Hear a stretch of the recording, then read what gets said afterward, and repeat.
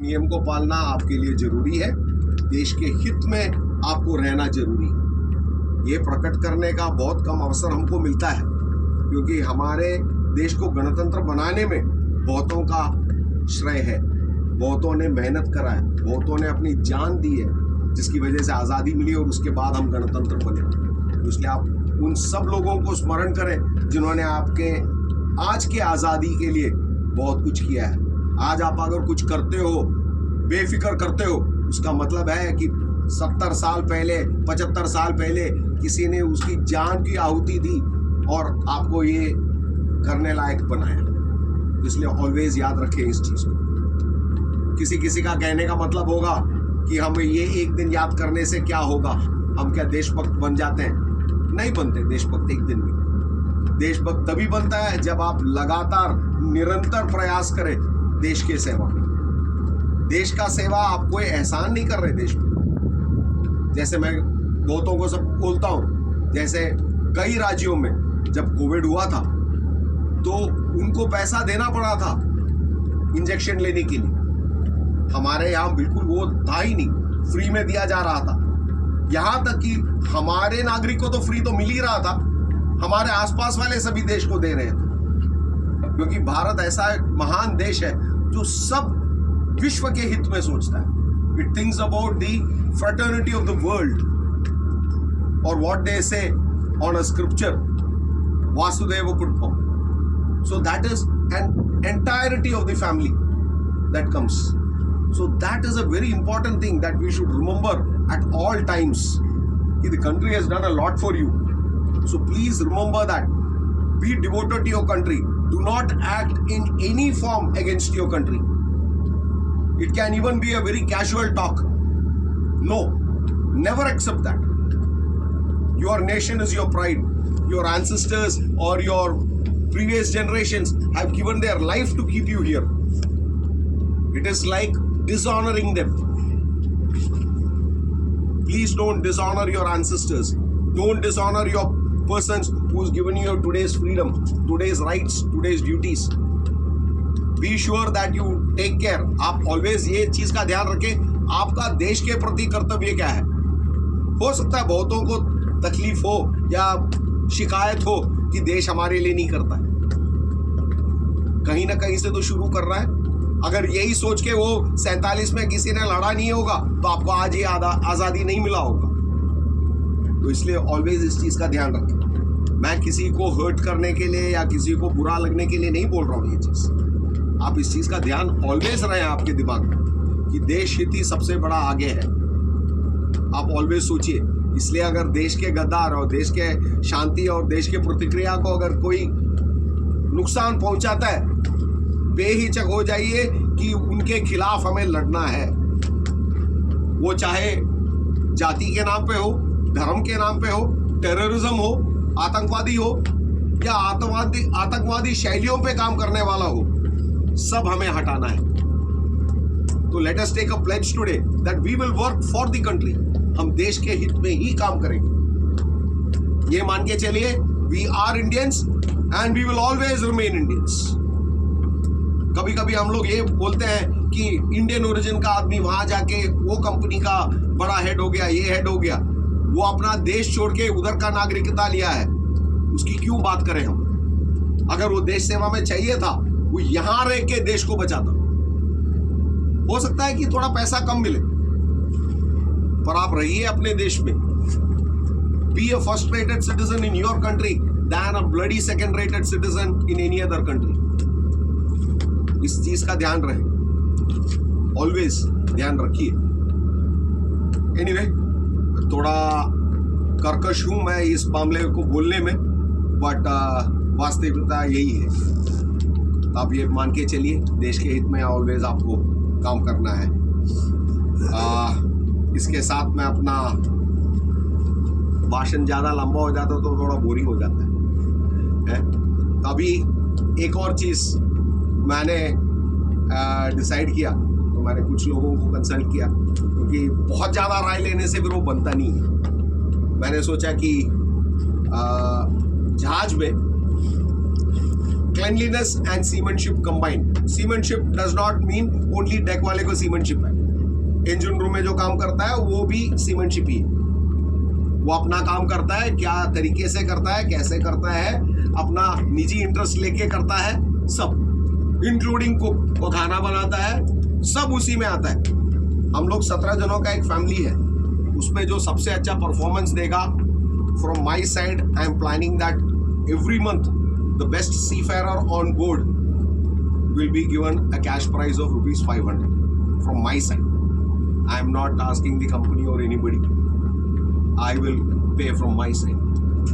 ₹500 initiative to whoever keeps the best seamanship attitude on board. Seamanship attitude इसलिए मैं बोल रहा हूँ, आपको ना सिर्फ आप काम करेंगे, आपके सहयोगी आपके साथ में जो है उनका सेफ्टी, उनके लिए काम करना भी उतना ही जरूरी है. तो आप उनका भी ख्याल रखिएगा. तो आप कैसे देखते हैं उसके हिसाब से I will make an assessment. Opinion तो मुझे सब जनों का तो डायरेक्टली तो मैं कर नहीं पाऊंगा, तो maybe I will take opinion of second engineer, chief engineer और एनीबडी एल्स और other crew members, chief officer, bosun, all these people I may take opinion and then finally reach a decision. So it is not telling that कि पैसा ज़्यादा है दे रहा है, वैसे नहीं. It is for the betterment of the ship. Okay? I hope it is okay with all of you. Okay, sir. Now I'll give you 3 questions. See if you can give me the answers. If you give me the answers here straight away, you have a ₹500 cash prize from me. Okay, first question. Where was independent India's first flag hoisting? Calcutta. सुनिए, रुक. Wait. Let me finish. स्वतंत्र भारत का पहला तिरंगा कहां लहराया गया? Everybody will get one chance to answer. Okay? Andaman. Okay. Wait. So don't be in a hurry. Let me tell you all the questions. Second question. ये झंडा लहराने का जो काम है 26 जनवरी को और 15 अगस्त को एक ही जैसा है क्या? अलग है क्या? अगर अलग है, क्यों है? तीनों का सवाल जवाब चाहिए. ऐसा नहीं कि हमने 2 का बता दिया तो नहीं मिलेगा. तीनों का चाहिए रीजन. Second question. ठीक. और तीसरा क्वेश्चन, जनवरी 30 तारीख का क्या अहमियत है? What is the importance of January 30th? Okay, so you can start now. Anybody who wants to answer can tell. Just raise your hand and you can tell your answer. I'll be okay. Any answers you have, you can tell me. Sir, ये Saint George Thomas church के museum के पास चेन्नई में वहां पे हुआ. फैलाया गया. फ्लैग लहराएगा? No. Sir Calcutta. Flag search किया था. Give me the answer. You tell me specific. Calcutta. No. Calcutta Chennai. Port St. George, Chennai. No. My question was very clear. Where was independent India's first Sir, Andaman, flag sir. hoisting? No.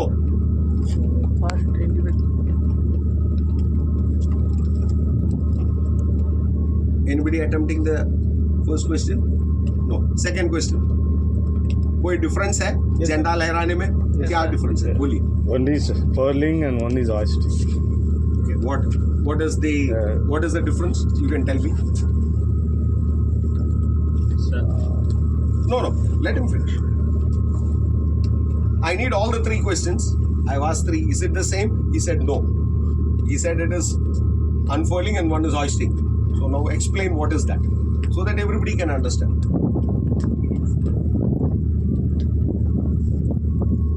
Now I'm not trying to embarrass. It is not trying to embarrass anybody.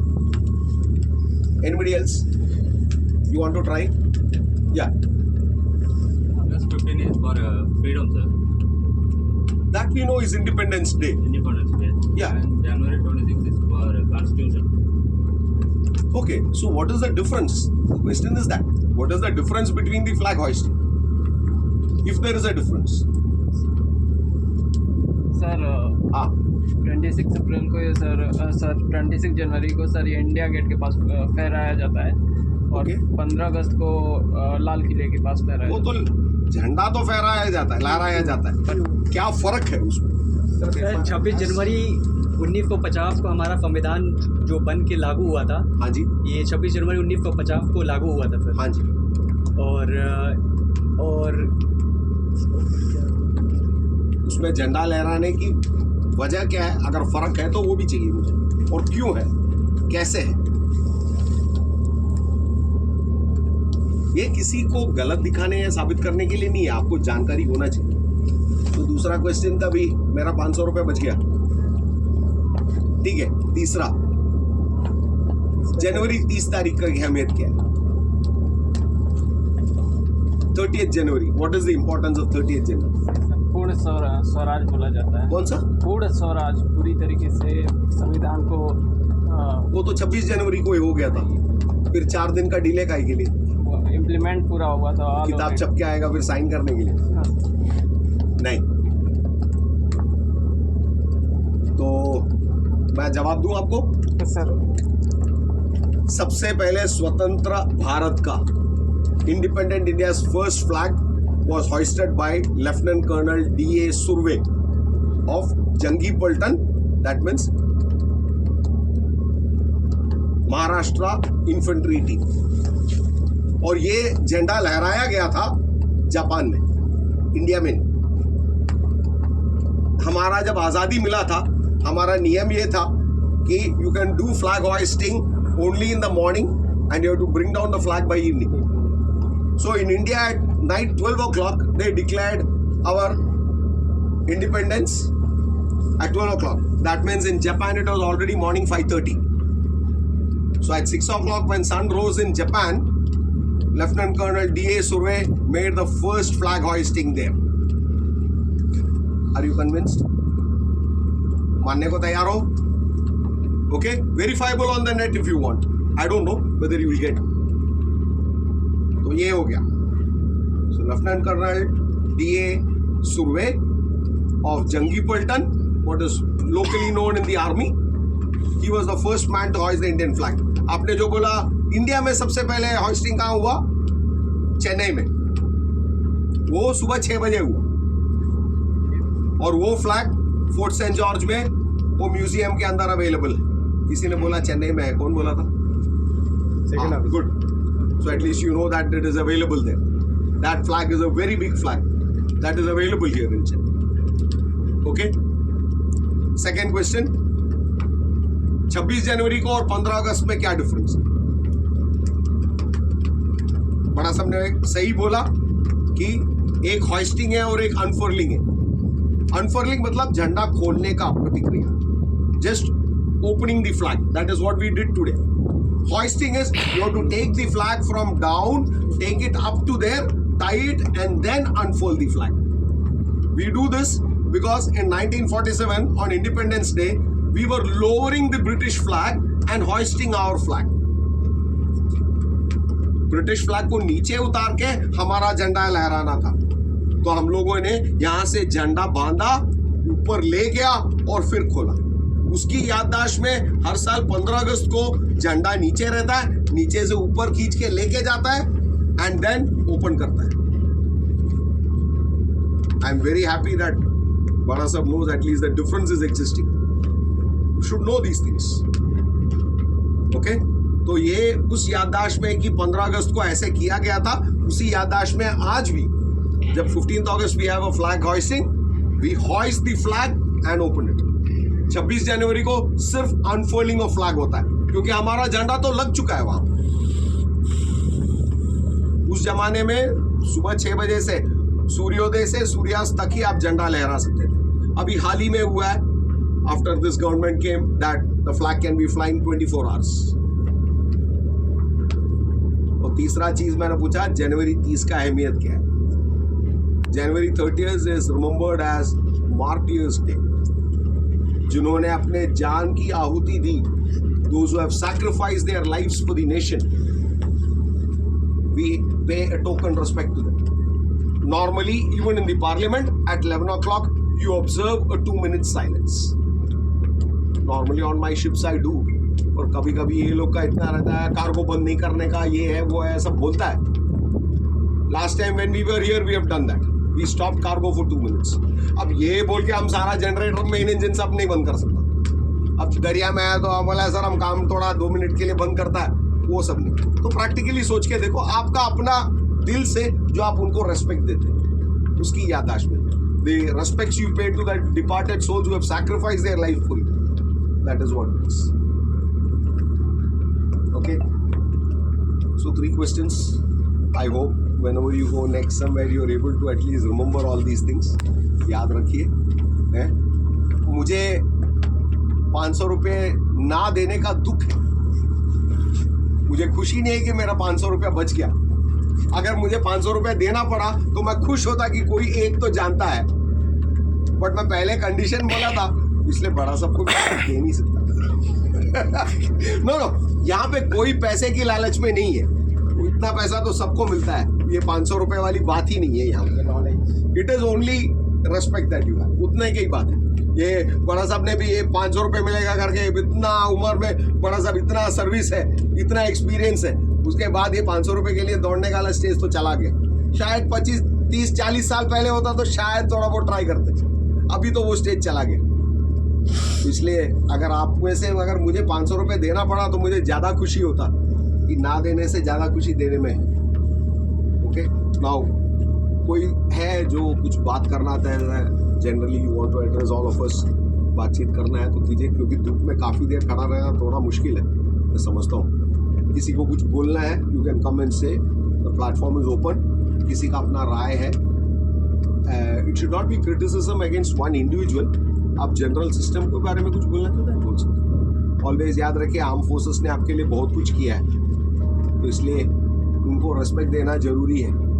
जो border पे खड़ा रहता है, उसकी बीवी बच्चे कभी सोचते नहीं है कि उसका डैडी आएगा, उसका पति आएगा, उसका भाई आएगा, वापस घर आएगा, उसको कोई गारंटी नहीं है. तो इसलिए उनको रेस्पेक्ट से देखना कुछ ज़रूरी बन जाता है. इंडिया एक राज्य है जहाँ पे पुलिस पे पत्थर मारो तो पुलिस वाला सस्पेंड हो जाता है. Many of the nations you throw stone at the police where you get arrested and you lose lot of government facilities. You cannot apply for a government job. Some countries are there. कोई बात करना चाहता है, you are open to the platform. So give a big hand to Captain. For the speech. Happy birthday. Happy birthday. Happy birthday. I'm 58 today. So born 1968. 58. So it's a happy occasion that I have my company. Entire. That is why normally when I even announce the boat drill, I say ship's company. I never say ship crew. I say ship's company. Ship's company, your kind attention. क्योंकि हम एक group है. 17 जने मिलके एक team बनता है. Even my Republic Day message that has come on the group or to whomever I've sent as to official on TCI. I've all sent Team TCI Arjun. It is not from us. Even the thanks for the sweets that came yesterday, that also I had made Team TCI Arjun. As master, I thank you all on behalf of the crew. That is how I sent that message. It is available on that ship's phone. You can see. Anybody else wants to speak, you can speak. Otherwise, we will go to the most important part of it, having the sweet. Company has provided you laddu, so please.